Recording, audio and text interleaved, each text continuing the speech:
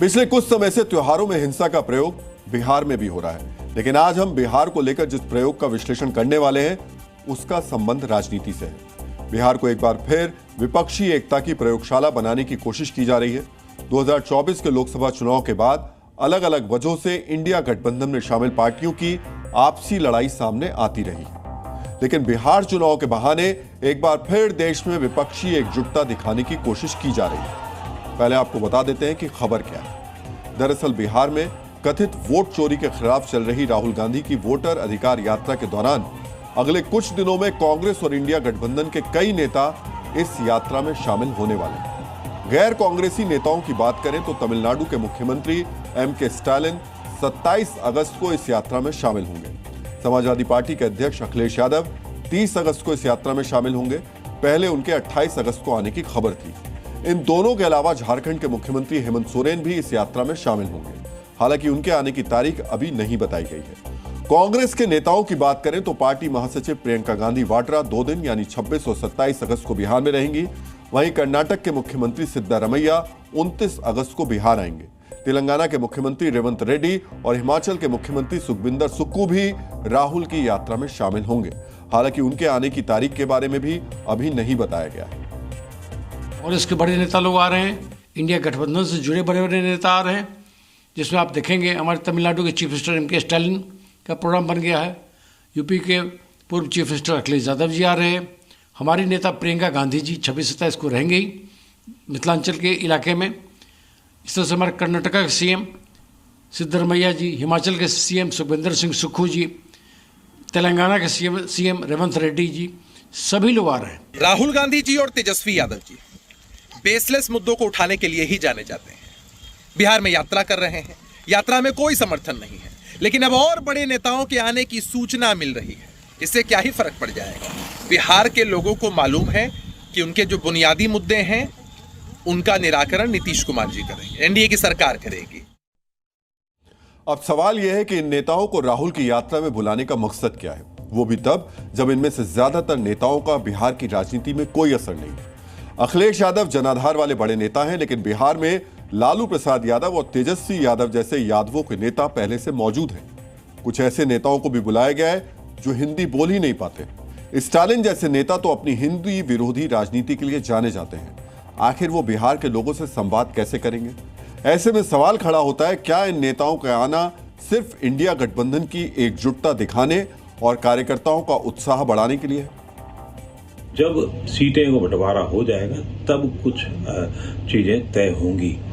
उसमें कोई और आए नहीं आए अधिकार यात्रा में कोई बहुत फर्क नहीं पड़ने जा रहा। और मुझे बहुत फर्क क्या, बिल्कुल फर्क नहीं पड़ने जा रहा। चाहे खड़गे जी आ जाएं, चाहे बाकी विपक्ष के और नेता आ जाएं, अखिलेश यादव भी आ जाएं, तो कोई बहुत फर्क नहीं पड़ने जा रहा है। अगर अभी विपक्ष को इस किस्म का रिस्पांस मिलने लगा है राहुल गांधी को, तो वो एक तरह के खतरे की घंटी होगा एनडीए के लिए। और नीतीश कुमार और भाजपा के साथ आने के बाद से ये लग रहा था कि कांग्रेस या आरजेडी कोई जीतने वाली नहीं है। उसमें एनडीए को काफी अच्छी लीड है, लेकिन इस अभियान के बाद लग रहा है कि वो लीड कम हुई है। सवाल यह भी है कि अगर इंडिया गठबंधन की एकजुटता दिखाने के लिए ये नेता आ भी रहे हैं तो बाकी नेताओं को क्यों नहीं बुलाया जा रहा है? मेहमानों की लिस्ट में ममता बनर्जी क्यों नहीं है? उद्धव ठाकरे का नाम क्यों गायब है? शरद पवार को अभी तक न्योता क्यों नहीं दिया गया है? अरविंद केजरीवाल ने तो बिहार में बिना किसी गठबंधन में शामिल हुए चुनाव लड़ने का ऐलान भी कर दिया है। सवाल यह भी है, जो इंडिया गठबंधन एकजुटता का दावा करता है वो तेजस्वी यादव के ऐतराज की वजह से पप्पू यादव को अपने मंच पर जगह नहीं देता है, जबकि बिहार के कुछ जिलों में पप्पू यादव का अच्छा खासा जनाधार है। बिहार में कांग्रेस के शक्ति प्रदर्शन की बात आई तो आपके लिए यह जानना जरूरी है, ये पहल उस वक्त की गई है, ये पहल जब बीजेपी ने बिहार में भ्रष्टाचार के मुद्दे पर आरजेडी और कांग्रेस को घेरने की पूरी तैयारी कर ली है। वोट चोरी के नैरेटिव के जवाब में बीजेपी ने भ्रष्टाचार को खड़ा किया है। माना जा रहा है कि संसद में पिछले दिनों पीएम सीएम की कुर्सी छीनने वाला जो बिल लाया गया है वो बिहार में बीजेपी का बड़ा मुद्दा बनने वाला है। इस बिल के जरिए बीजेपी भ्रष्टाचार के मुद्दे पर लालू परिवार को घेरने की पूरी कोशिश करेगी। ऐसा हम इसलिए कह रहे हैं क्योंकि यह बिल संसद के मॉनसून सत्र के खत्म होने से ठीक पहले लाया गया है। बिल को पास करवाने में भी सरकार ने कोई जल्दबाजी नहीं दिखाई, खुद ही जेपीसी के पास भेज दिया। यानी सरकार का मकसद बिल को चर्चा में लाने और भ्रष्टाचार को मुद्दा बनाने का था। कल गया जी की रैली में प्रधानमंत्री मोदी ने इसका संकेत भी दिया। डीएनए मित्रों, जब बिहार में कांग्रेस के शक्ति प्रदर्शन की बात चली है तो आपको यह भी बता दें कि 2020 के विधानसभा चुनाव में महागठबंधन की हार के लिए कांग्रेस को ही जिम्मेदार माना जाता है।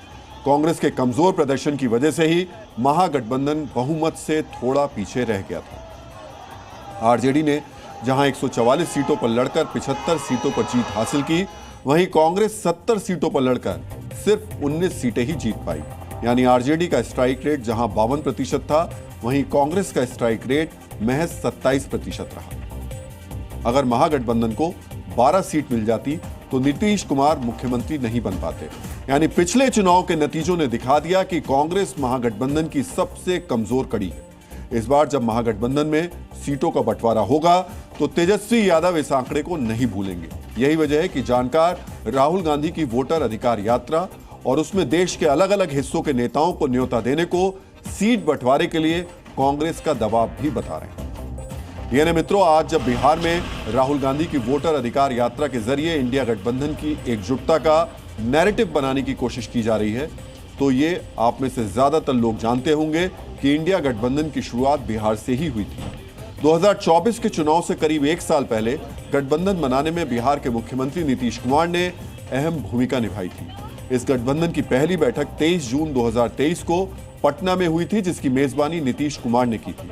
लेकिन इसके कुछ ही महीनों बाद नीतीश कुमार इंडिया गठबंधन से अलग होकर एनडीए में शामिल हो गए। वापस राहुल की यात्रा पर लौटे तो इस दौरान उनके लिए एक बड़ी उपलब्धि यह है कि तेजस्वी यादव अब खुलकर यह कह रहे हैं कि राहुल गांधी अगले पीएम बनेंगे। लेकिन बिहार में विधानसभा चुनाव करीब आने के बाद भी कांग्रेस ने अभी तक तेजस्वी यादव को मुख्यमंत्री बनाने का ऐलान नहीं किया है। गठबंधन की एकजुटता के लिए यह भी अच्छा संकेत नहीं है। जी न्यूज़।